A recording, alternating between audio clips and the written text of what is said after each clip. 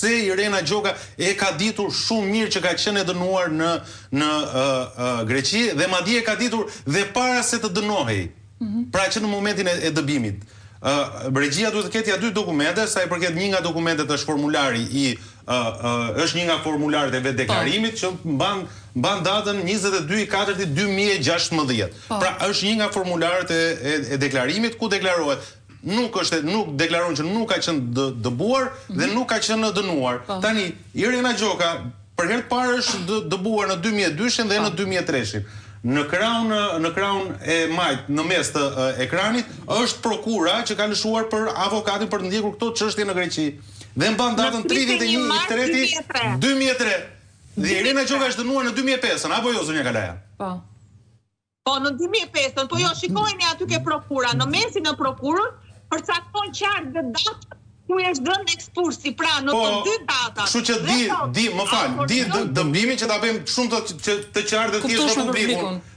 Di që është dëbuar, e konfirmon me shkresë zyrtare dhe këtë dokument e ka Spaku. Le ta vërtetoj Spaku që është i falsifikuar dhe ta akuzoj zonjën Irena Gjoka për falsifikimin sepse ka kaluar 11 vjet që nga dënimi. Tani, prokurën e kemi të firmosur nga zonja Gjoka, që ka ditur që është dëbuar dhe që është në një proces gjyqësor dhe 2 vite pas kësaj prokure, ka marrë dënimin në Greqi.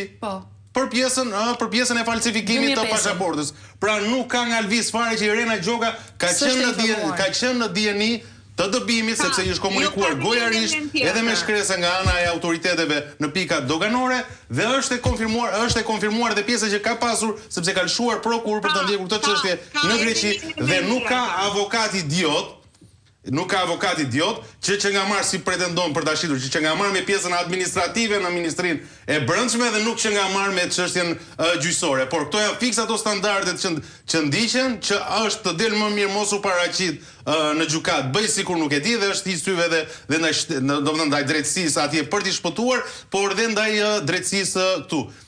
Është skandaloze ky veprim që ndërmerr sot Spak, sepse kjo ka edhe një tjetër anë shumë negative, sepse është ai sinjali i parë që jepet ILD-s, e cila pas këtij vendimi të Spakut do shkoj prapë në të njëjtën linjë. Dhe përveç zotit Maksuti, unë në mos e passham gabim, është i angazhuar personalisht si prokuror çështje dhe zoti Altin Dumani. Nëse nuk ka qenë i përfshirë direkt, është një çështje që e ka ndjekur sipas informacioneve që mua më sjellin. Dhe është shumë kontradiktore prokuroria në momentin Bledar Maksuti, i nderuar Romir, Bledar Maksuti ka emrin e prokurorit. Këtë çështje e ka ndjekur Altin Dumani, e ka amnistuar Altin Dumani dhe është marrëveshja midis Altin Dumanit, atë që unë e deklarova partije. Zonja Kalaja, nuk është marrëveshje kjo. Kjo nuk është marrëveshje. Di çfarë është kjo? Kjo është ato video dhe ato fotot skandaloze, perverse, që dolën ditët e fundit dhe që kanë mbyllur sistemin e drejtësisë dhe me ato foto dhe me video ta them me bindje të plotë, sepse nëse janë 2 apo 3, di dhe 300 të tjera si gazetar se si kanë nisur që nga komisionet e vettingut, se si kanë nisur në institucionet më të larta që u krijuan pas reformës në drejtësi dhe vazhdojnë sot të japin pasoja. Jo zonja Kalaja, nuk është marrëveshje. Janë shantazhe dhe presione që i bën njëri tjetrit, jo vetëm nëpërmjet pazareve, por edhe nëpërmjet këtyre fotove dhe këtyre skandaleve. Dhe të siguroj që dhe protagonistët e kësaj çështje janë po pjesë e këtyre skemave që bëhen, që duan një orë më parë që duan një përgjigje. Po, nëse do më lejosh të jap vetëm 2 argumenta. Po. A mund të flas? Po, Adriana. Atëre, për të vazhduar këtu ku e nisi Romiri dhe ka shumë të drejtë. E para njerë, lidhur me dienin, po merren me paragrafin e dienis. Ju e dini shumë mirë, unë për momentin, sepse unë ndodha në momentin e fundit të këtij njoftimi për të dhënë këtë intervistë, ju a kam sjellë edhe disa ditë më herët, ka një vendim të gjykatës së Atinës.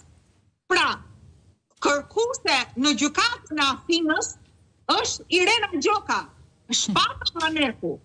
Dhe gjykata e Atinës çfarë?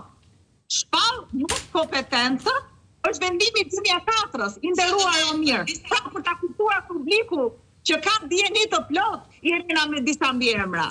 Dhe gjykata e Atinës e ka kaluar për kompetencë në Janin, se Atina nuk është kompetente për gjykuar këtë çështje, sepse vepra penale ka ndodhur në Janin dhe gjykata në Pakavir dhe gjykata kompetente për zgjidhur çështjen është gjykata e Janinës. Pra, bie argumenti i prokurorit dhe i pushtetit të kriminalizuar që gjyqtarja me disa mbiemra nuk ka dieni.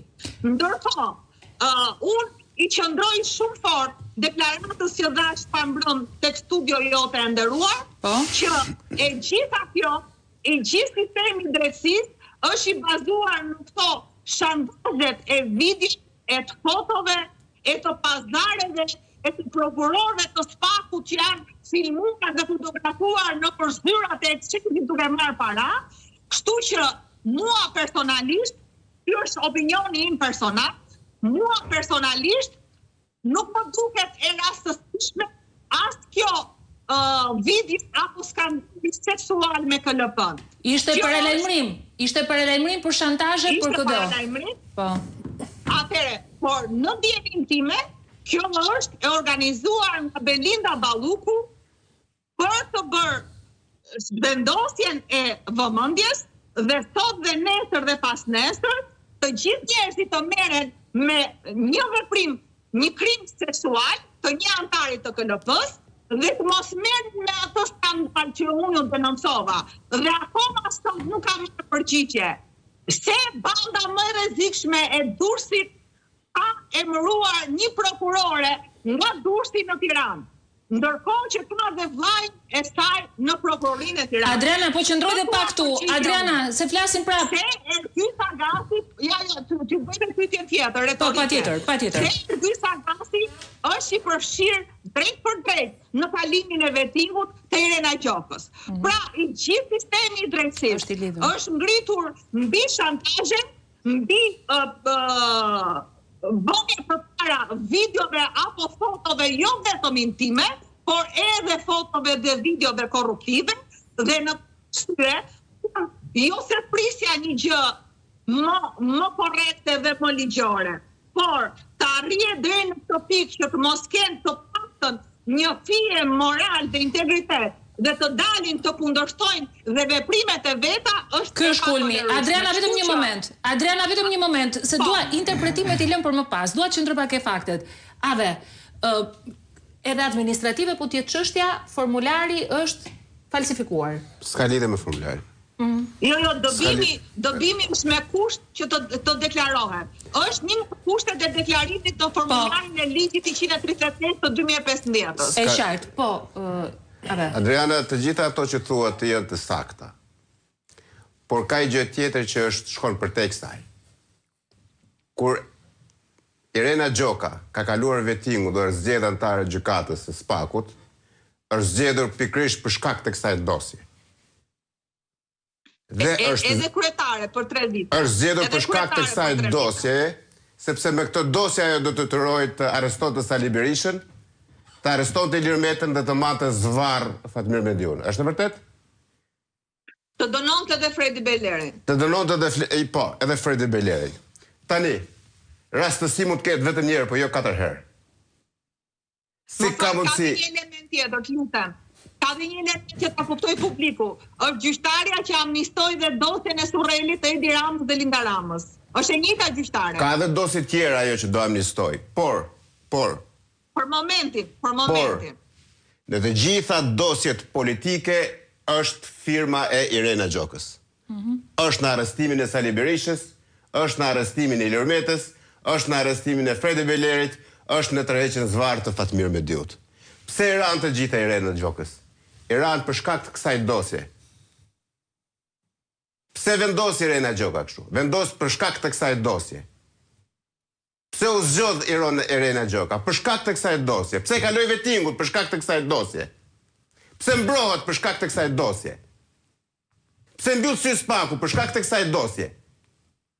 Dhe është kjo dosje që e ndyt sistemin e drejtësisë. Nuk është as falja X individi, as falja individi tjetër, por është pikrisht pisliku. Edhe videot e Ergy Sagasit. Në fakt, Adriana, kam edhe një mesazh që më vjen nga avokati i zotit Meta, i cili thot: "Përshëndetje, e dini pse erdhi sot ky vendim për zonjën Irena Gjoka? Ishte premtimi që zonja i bëri Aldin Dumanit për të kaluar në gjykim dosjen e presidentit Metaj. Prandaj në datën 18 mars Irena kaloi për gjykim çështjen pa prova të presidentit Metaj dhe ja Dumani ja ktheu borxhin." Adriana sa ta lexoj. Pra në datë 18